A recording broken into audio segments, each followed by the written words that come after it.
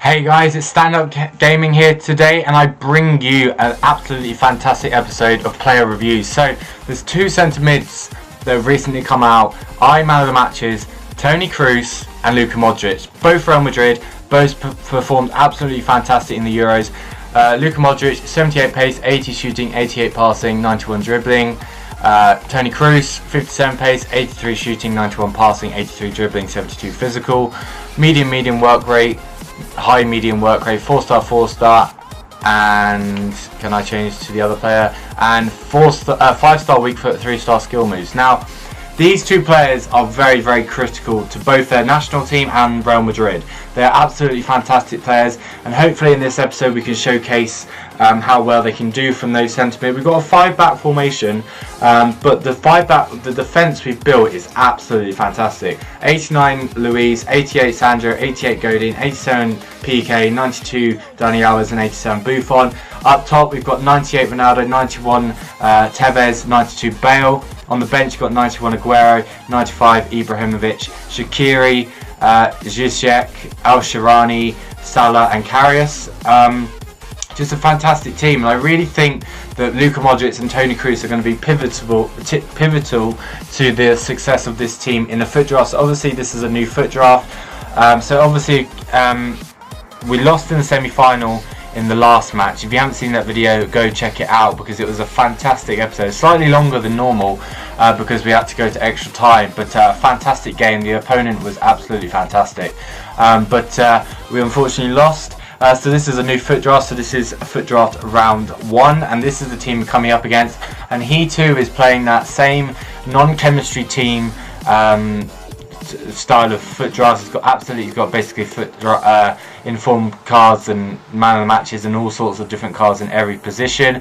So it's going to be interesting to see how we perform against this team. But I'm really looking forward to using Kroos and Modric because they are actually really solid centre mids in their normal gold card variations. So it'll be interesting to see how they do in their man of the match variations, because for once I'm not using them in their they're like team of the season versions, which I've used a lot. I've used Modric team of the season and team of the year a lot in the draft before, but this is the first time I've used Kroos and Modric in a different variation of what I normally use them in. So can Buffon get to that? Oh, he can, but it was offside anyway. So really looking forward to using that 91 Tevez as well, because I haven't used him before either. So interesting couple of players we've got in this team.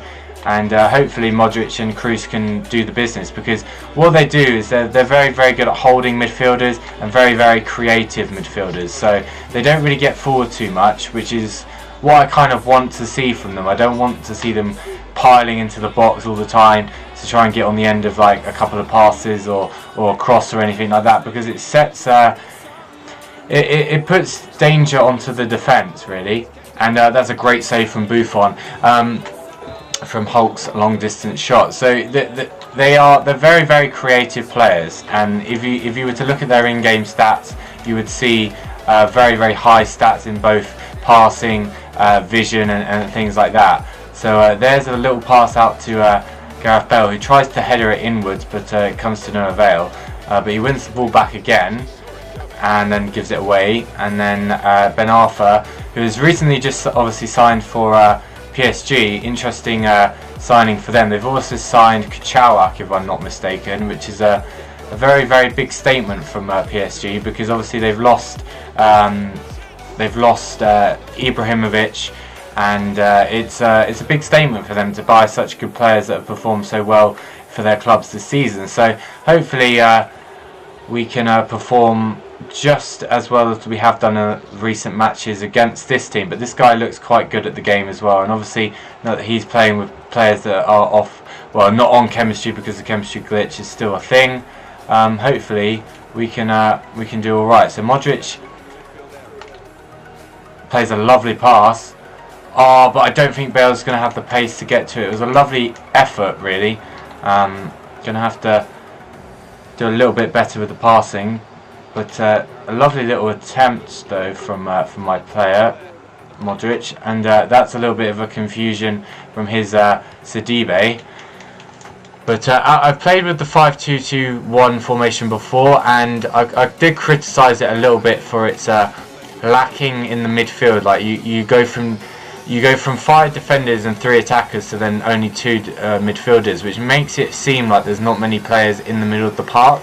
But hopefully with the players that we've picked, both KROOS and MODRIC, they are the players that sit back and will protect the back four. So I don't think the midfield option will feel, well, the midfield will feel so empty like it did with other players that used to get forward a lot. So it felt that whenever you lost the ball high up the pitch, you didn't really have anyone to cover the midfield. But you can see that MODRIC and KROOS don't really lack in that kind of area of the game. They like to sit back and watch and screen the back four, so, or the back five in this case. So hopefully we can work something for in our favour to win this game. But this guy is definitely all over me at the moment, so we need to up our game a little bit.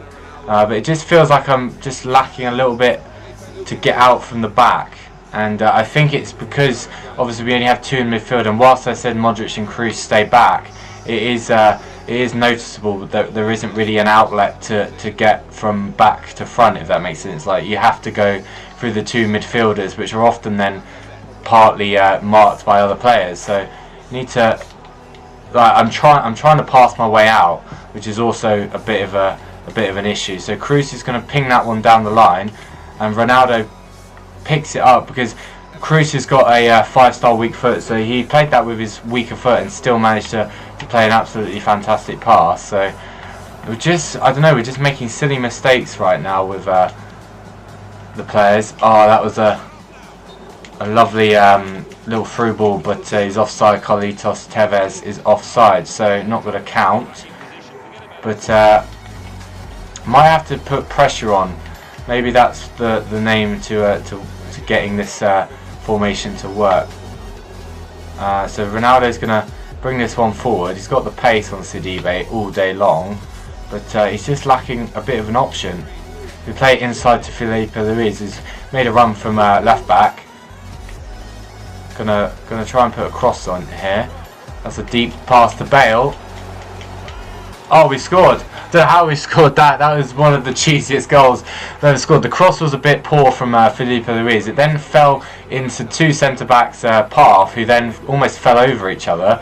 And we then ultimately just got the ball and just kept bashing the B button. And ultimately we've kind of scored from it. But Tevez plays that pass in behind, nearly finds KROOS there, who has got a good shot on him. You've seen it for Germany, you've seen it for Real Madrid before. He does have a very good long shot on him, and maybe we could utilise that from a free kick if the angle sets up nicely for him. That's a lovely tackle though from my centre back. I think it was PK there actually. I'm not sure. I wasn't really looking at who it was. I was just making sure the tackle was made, because there was an opportunity there for a bit of a chance, which is not what I want. Bale brings it forward. 92 Bale, fan to Bale. Come on, Bale. And we get a corner, so we can maybe make do with this and try and find the big heads of like PK and my tall centre backs. But unfortunately, I have not been able to do that. And now we're a little bit short at the back, so I need to cover the runners. Cover the runners. Alexandro, absolutely fantastic in the defence, and again wins it back. KROOS plays it over the top, and we're going to get a throw in from this. KROOS has had to play a couple of like over the top balls with his left foot, and he still managed to find the target. So that kind of showcases how good MODRIC and KROOS are with their weak foots in passing. Like, you'd expect weak foot passing to be weaker, but obviously when you've got KROOS and MODRIC in your midst, it doesn't really matter what foot they use. So gonna try and switch to play, and we do that. Oh, that is a lovely pass.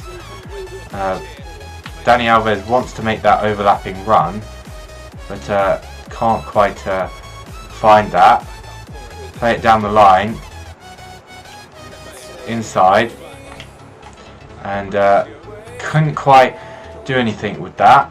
But KROOS tries to find Ronaldo and nearly does it. Again, he had to play it with his left foot, which is obviously his weaker foot.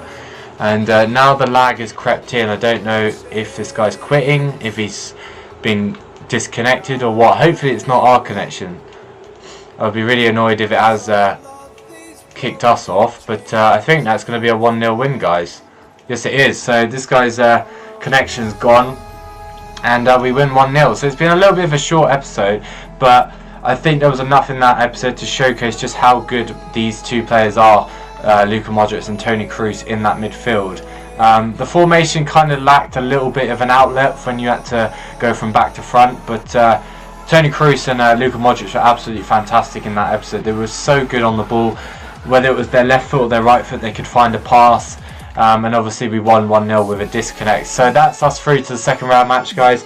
I shall see you guys in that match where we pick up another review on a different player. And until next time, guys, I shall see you guys later. Make sure you hit the like button, make sure you subscribe, and if you want to interact with me on any of my social media, the links are in the description. And until next time, guys, I shall see you guys later, and this has been Stand Up Gaming.